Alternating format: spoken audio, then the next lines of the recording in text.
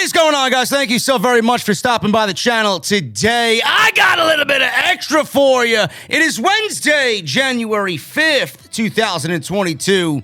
I am JD from New York, and this is the OTS venue. We have a very big Wednesday night tonight.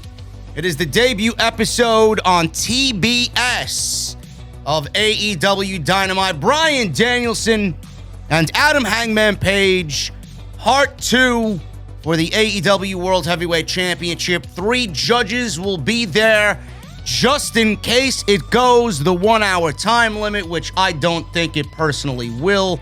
They will not be embarking on another 1-hour marathon again. I would be very shocked if they did. The TBS Championship final will be on the line for Ruby Soho or Jade Cargill to be crowned the first ever TBS Women's Champion. Lots and lots and lots of big things coming out of AEW. We may even see a debut or two on Dynamite tonight. We may see the return of Jon Moxley, as it's rumored he is on his way back to AEW. Lots to go over. And I will be live with Jesse on Off the Script later tonight on the AEW Dynamite post show. So make sure you guys have your notifications turned on. RSVP to the venue. It's going to be a big one. Follow me on social media at JDfromNY206. That's Twitter and Instagram.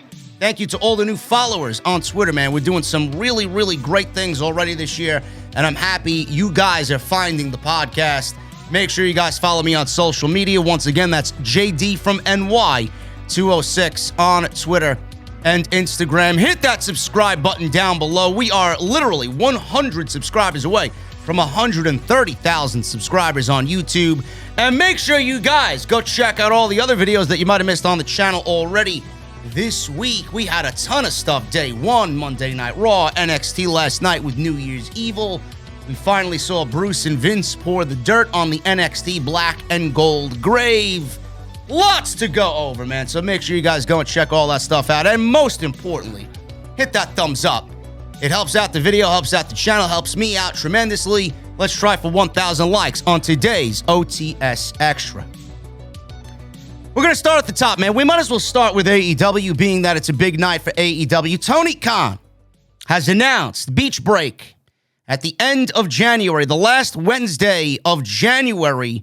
Beach Break 2022 will be happening for All Elite Wrestling.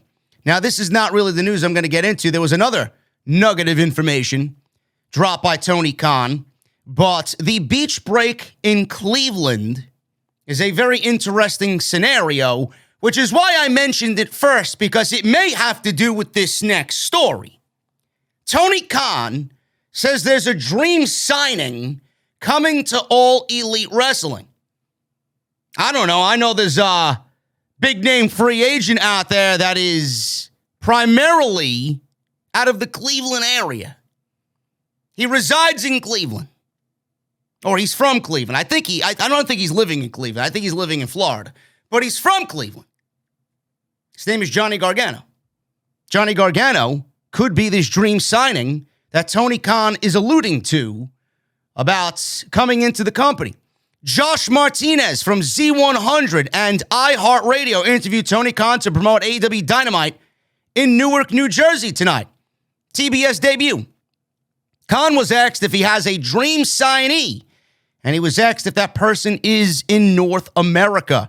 Khan talked about some of the recent signings this year, such as Adam Cole, Malachi Black, CM Punk, Thunder Rosa, Bryan Danielson. It's a pretty elite list of names right there.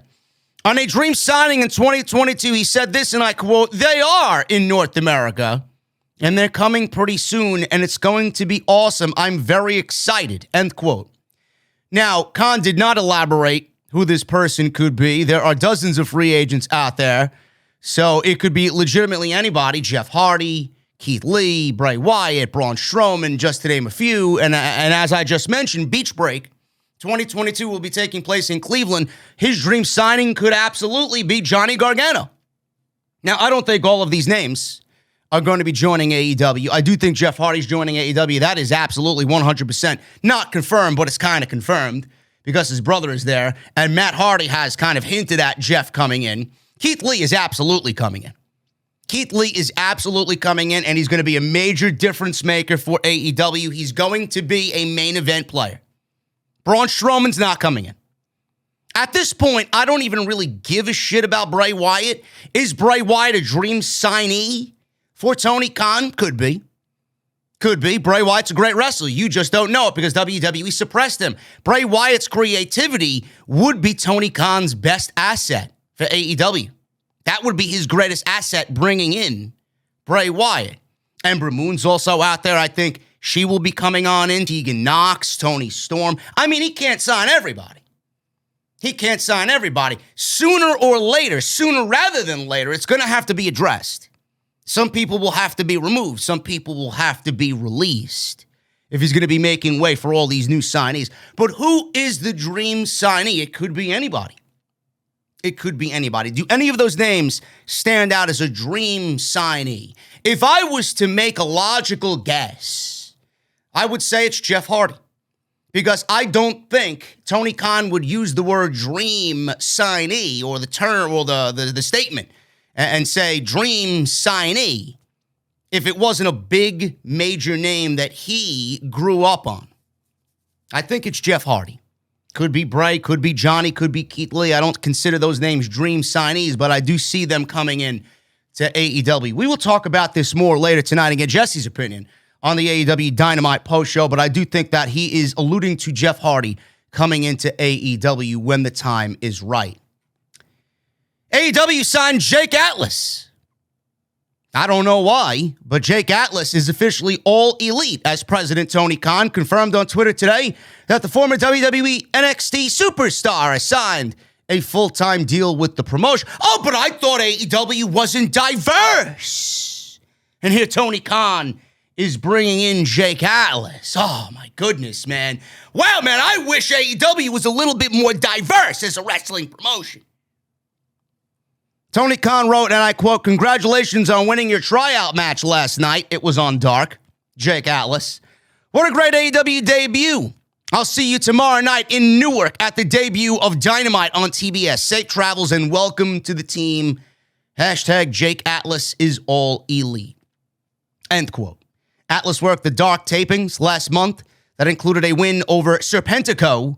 AEW was interested in signing Atlas in the early days of the company, but he decided to sign with WWE instead of going to AEW, and they placed him on NXT, where he never really did much of anything, and he was on the budget cut list set forth by Nick Khanman. WWE released him in August, along with several other wrestlers. Atlas previously confirmed that he asked for his WWE release prior to be letting go. Atlas announced in September that he wanted to step away from wrestling to focus on his mental health.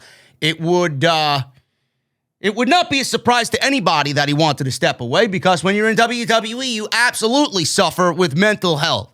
He also wanted to explore completely different industries to find his passion again. Atlas also found that he loves professional wrestling. He didn't want to step away from it for too long, and now he's starting fresh with AEW. I never seen a big deal in Jake Atlas. One of these days I may wake up and see what everybody else sees, but I don't see it. I didn't see it in NXT. I'm not sure I'm going to see it in AEW. But this signing, to me, and I'm taking nothing away from Jake Atlas. If people say he's a great wrestler, he's a great professional wrestler, but I don't see it. The thing I question is, when is too much too much? My question is, Tony Khan should really be in a situation now where he is picking and choosing very wisely who he wants to bring into the company. Difference makers. I don't see Jake Atlas as a difference maker. I see Jake Atlas somebody, and I love Tony Nese. I see Jake Atlas being a Tony Nese. I love Leo Rush. I think Leo Rush is fantastic. I see Jake Atlas ending up like Leo Rush. These guys are going to get lost in the shuffle. There's not really going to be much for them to do right away. They may be sitting around on Dark for the majority of 2022. I don't know what they got planned for Jake Atlas. And it could be maybe a situation like Bobby Fish. Remember when Bobby Fish was brought into AEW, we were all asking, what type of signing is Bobby Fish? Bobby Fish by himself isn't really going to be a big deal. He's going to be one of those guys that they just bring in. He's an ex-WWE guy who's a part of the Undisputed Era. And he's just going to be waiting around, doing nothing on Dark. They're going to be using him in these random nothing matches. Then we found out why they brought in Bobby Fish, because Kyle O'Reilly soon made his debut, and now Red Dragon's back together, one of the best tag teams in the industry. Now they have a meaning. Now they have direction. Is that going to be the same thing with Jake Atlas? I don't know. So I take nothing away from him. I just look at Jake Atlas as a waste of a signing. I don't get it right now. Tony Khan should be in a position where he's picking and choosing who he's bringing in very, very carefully. He needs to start looking at the list of free agents and realizing that he's not going to be able to get everybody out there, even though he think he could and probably could. But he's going to have to look at the list of free agents and see who is going to be the absolute biggest difference maker to bring AEW to that next level. Jake Atlas is not it. Jeff Hardy. Speaking of Jeff Hardy, we talked about Jeff Hardy possibly being that dream signing from Tony Khan. There was a report from Fightful that Jeff Hardy and WWE had major plans. WWE had Jeff Hardy majorly planned into title implications all the way up until January. It was rumored that Jeff Hardy was going to be challenging Roman Reigns for the Universal Championship at the Royal Rumble coming off of the SmackDown brand. Then Jeff Hardy just said, fuck this shit, got up, walked out, and WWE released him. He's no longer with the company anymore. There was a report from Fightful on top of the plans that they had for Jeff Hardy on SmackDown. There was a report from Fightful that stated that Jeff Hardy was the original name planned to be the Shaman for MSK. Just days before the reveal of the Shaman on NXT 2.0, Hardy was let go from the company, and WWE went with Matt Riddle for the role and rushed to film content with MSK so that they could make this gimmick and this storyline work. Per the report, there were numerous segments featuring Hardy as the Shaman left on the cutting room floor. Since Riddle aligned himself with MSK, the three stars have been feuding with Imperium as they will work a program together, possibly once again for the NXT Tag Team Championships. They worked a six-man tag team match last night at New Year's Eve, which was fucking fantastic. It was the closest thing to the old NXT that we've gotten since the start of NXT 2.0. And it was unclear whether the original plan called for Hardy to wrestle alongside MSK like they had Matt Riddle wrestle alongside MSK last night to wrestle Walter on New Year's Eve, which was fantastic, like I said. After an incident at a house show in Texas, this led WWE to send Hardy home. Hardy turned down their offer for rehab, and this resulted in him being released from the company. You know, I don't really have much to say about this. It would have been great to see a one-off feud with Jeff Hardy and Roman Reigns. I think the story was there. I think Paul Heyman and Roman Reigns would have made it work with Jeff Hardy. I don't know necessarily if Jeff Hardy would have been catapulted to a bigger role after that. It seems like everybody that stepped foot in the ring with Roman Reigns kind of went back and did what they usually did before they went in the ring with Roman Reigns and challenged Roman Reigns for the Universal Championship. Hardy probably would have been right back into the mid-card, doing nothing, feuding with Corbin, or worse yet, sitting in catering. Nobody really benefited from feuding with Roman Reigns. It's all about Roman. It's not about everybody else that they're feuding with Roman. So I don't know how good that would have been for Jeff Hardy. Maybe he's seen the writing on the wall and said, fuck it, I don't want to do that. I'd just rather get released and wait my 90 days and then go join my brother in AEW and do the Hardy Boys reunion. The Shaman, would it have made sense with Jeff Hardy? No. I don't think it would have made sense. And you don't really want to highlight any of Jeff Hardy's prior addictions and problems by putting him in a role where there's marijuana influence and there's innuendos about partying and all this stuff. It would have came off very bad, honestly. And I honestly think that even though they rushed to get Riddle filmed these segments with MSK, it ended up actually working out better for WWE to have Matt Riddle. He just fits the role better. And I know he's very high personally on those guys anyway. We've seen clips and interviews and whatnot. They're very buddy-buddy. It just works. It comes across better as far as character development and character-wise. And it's actually been pretty entertaining as far as what we've seen on television.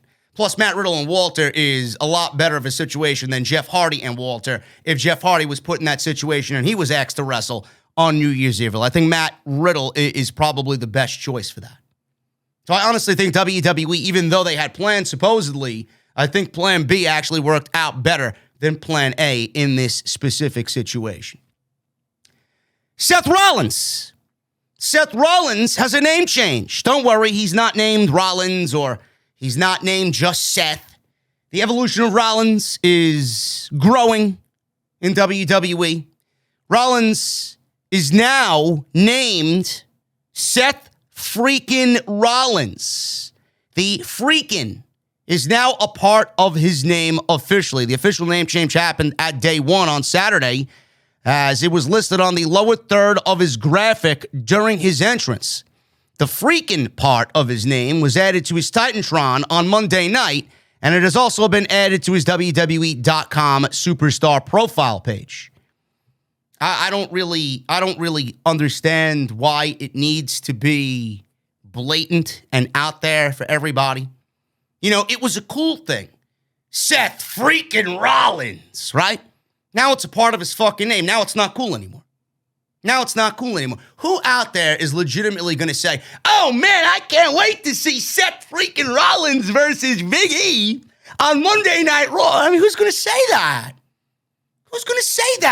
Just like everybody is calling WWE sports entertainment. I can't wait to go to that sports entertainment spectacle over at Madison Square Garden, right?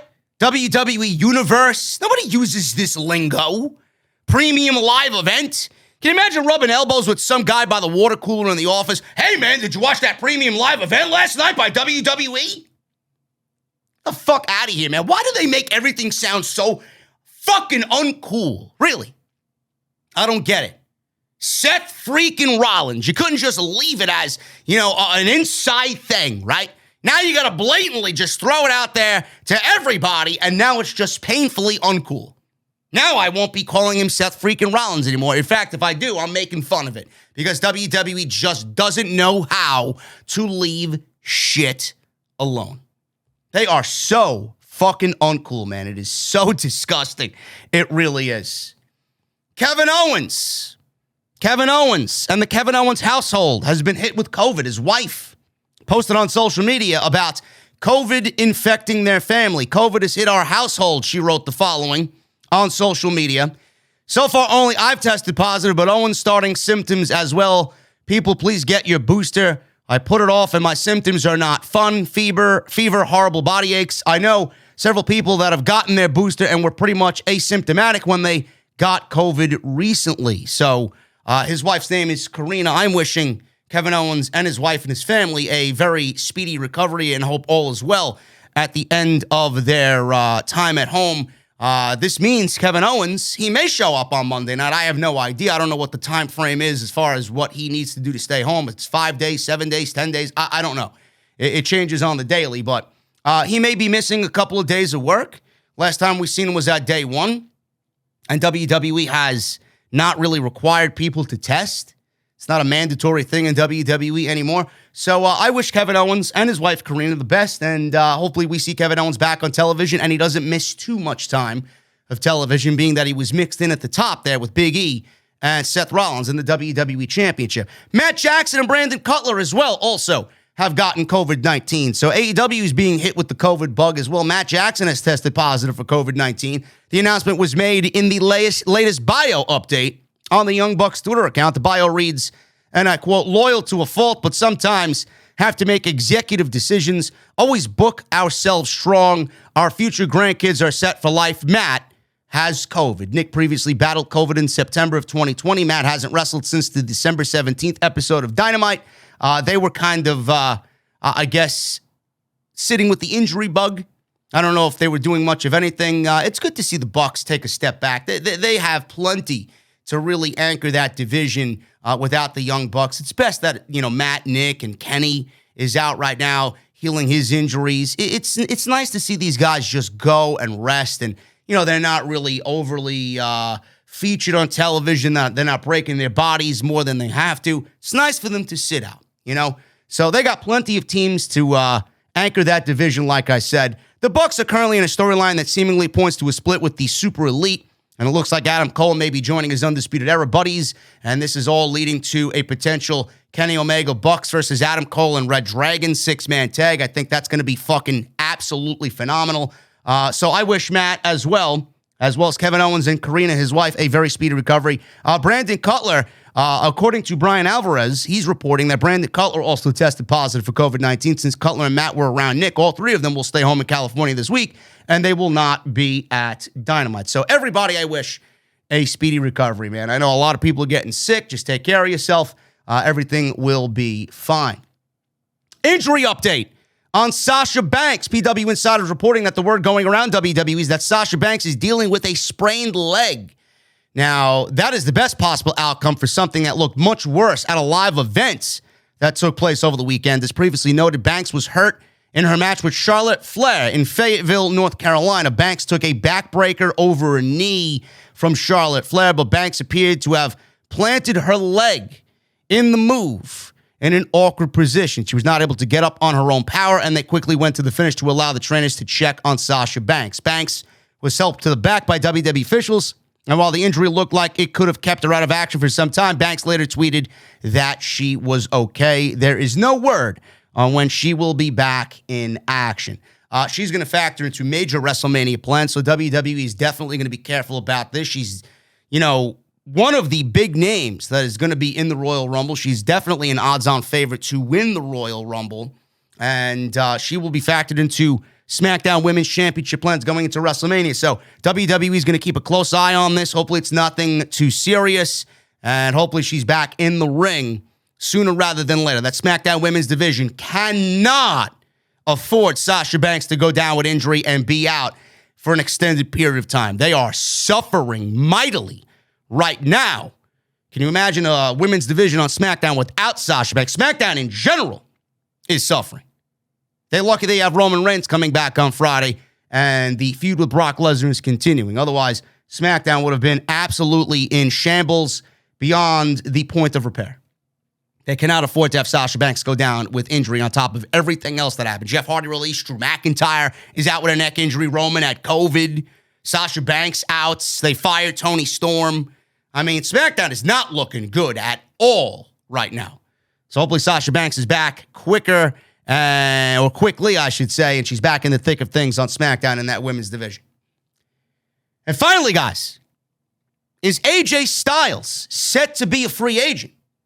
That was the rumor going around for the last 24 hours. Following Monday Night Raw, there was a lot of online speculation about the current contract status of AJ Styles. He was essentially squashed by Omos.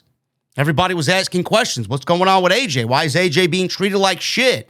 What's going on with AJ? Is he a free agent? Are they burying him on the way out type of deal? Brian Alvarez and Dave Meltzer talked about Styles' deal and if it is expiring soon. Styles debuted at the 2016 Royal Rumble. Meltzer said, no, he's not going anywhere. Meltzer said this, and I quote, he just signed. I don't know if it's a 3-year or 5-year deal. It wasn't that long ago when he signed it. He's not going anywhere. He had the chance to go, or if he wanted to go, he could have gone, but he was not interested in leaving World Wrestling Entertainment. There were certainly overtures made for him, and they were going to offer him good money, but in his mind, I think he's a lifer there. Whether that's the right or wrong call, I personally couldn't tell you, end quote. Alvarez remarked that it was probably the worst AJ Styles match he's seen because Omos is incredibly green. Meltzer said that Omos and Styles wrestled each other in Madison Square Garden, and the match was so bad that WWE rushed to a finish. As previously noted, WWE is pushing Omos as this generation's version of Andre. Oh, man, this generation's version of Andre the Giant. The company is solidly behind him, and his singles push was supposed to start a few months ago, but it was delayed because of the feeling that he wasn't ready yet to have singles matches. Here's a fucking clue, Bruce. He's not ready and will never be ready. Monday Night Raw proved that Omos is not ready for anything major in WWE, will never be ready for anything major in WWE, and Omos is looking to be a major player in WWE, but clearly there is still work to do to bring his in-ring game up to par. Styles is not going anywhere, so if everybody's claiming or wanting or saying Styles is leaving WWE for AEW, he's not going anywhere.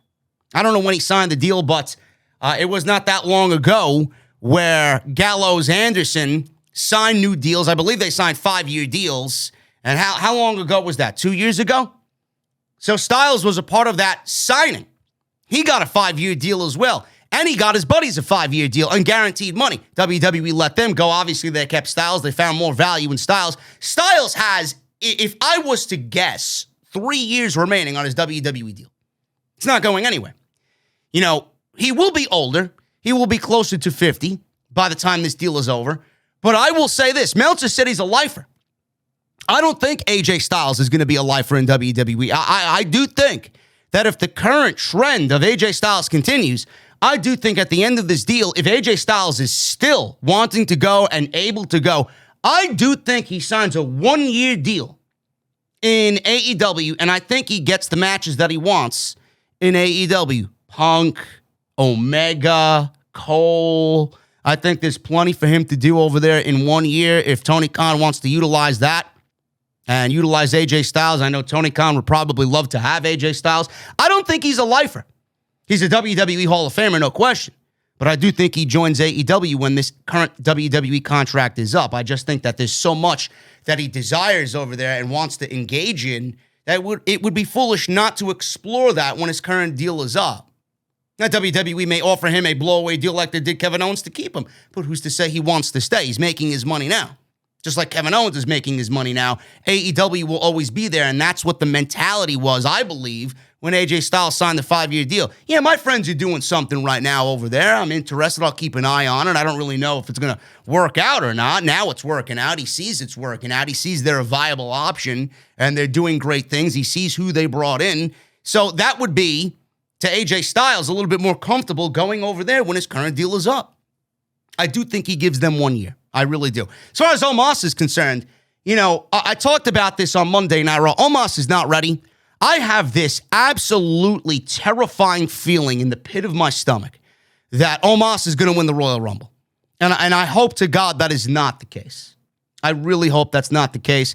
WWE Creative cannot be this fucking retarded to think that Omos is ready for a major role in 2022. The guy can barely fucking walk. He's not a major player. He's as green as they come. There's nothing special about him.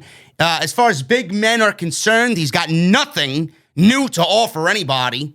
He's not one of those guys that I'm going to be clamoring to see on television. I have a feeling Omos is going to win the Royal Rumble. I really do.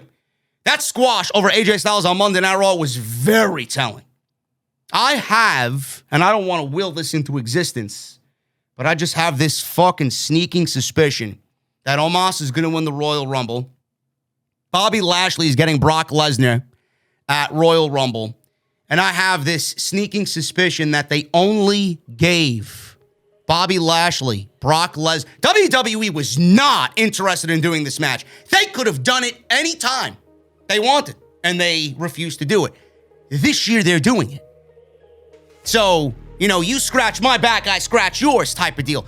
I have a fucking feeling that Bobby Lashley is only getting Brock Lesnar because WWE wants Bobby Lashley to win the WWE Championship to put over Omos at WrestleMania. I have a feeling Omos is going to win the Royal Rumble. Bobby Lashley is going to beat Brock Lesnar due to some outside interference from Paul Heyman or Roman Reigns or some fuck finish. And I do think the WWE Championship match at WrestleMania is going to be Bobby Lashley versus Omos, and I think Omos is going to beat Bobby Lashley at WrestleMania. I don't know if I'm living in a fucked up reality. I don't know if I've been drugged. I've been drinking my orange juice all morning. I don't know if somebody drugged my fucking orange juice. But can you guys see that happening? Can you guys see that happening? Bobby Lashley's been wanting this match with Lesnar for years, and WWE had zero interest in doing it. Now all of a sudden they're doing it. Did they make some sort of pact? Did they make some sort of deal with Bobby Lashley? Yeah, we'll give you Lesnar, but you got to put over Omos. God, I hope that is not the case. There are so many other options to make the main event of WrestleMania on both nights truly something special. And if that is the main event of one of the nights at WrestleMania, it will by far be one of the worst title matches of all time, one of the worst WrestleMania main events of all time, and it will actively make WrestleMania a worse event because of that match being on the card. I pray that we do not ever get Omos in a world championship situation, not winning the Royal Rumble, main eventing WrestleMania. Can you imagine? God, I think I've made myself violently ill. Guys, I gotta get the hell out of here. Thank you so very much for joining me on this episode of OTS Extra. If you did enjoy, please hit that thumbs up. Let's try for 1,000 likes on today's video. Remember, I will be live on AEW Dynamite post-show right here on Off the Script, live on YouTube. Make sure you guys RSVP to the venue when that notification goes live in the sub boxes. We will be live immediately after the show is over. Jesse and I will be talking about all the AEW news and rumors this week. And Bryan Danielson, Adam Page 2 for the AEW World Championship TBS debut tonight for AEW Dynamite. Also, make sure you guys hit that subscribe button down below. Turn on the bell for all notifications. Follow me on social media at JDfromNY206 on Twitter and Instagram. And if you guys missed any of the content on the channel, go and check the homepage. Everything you need is right there if you guys want some more of OTS. I'll see you guys tonight for Dynamite. Should be a big, big night. Jesse and I will be live on OTS. We'll see you guys there.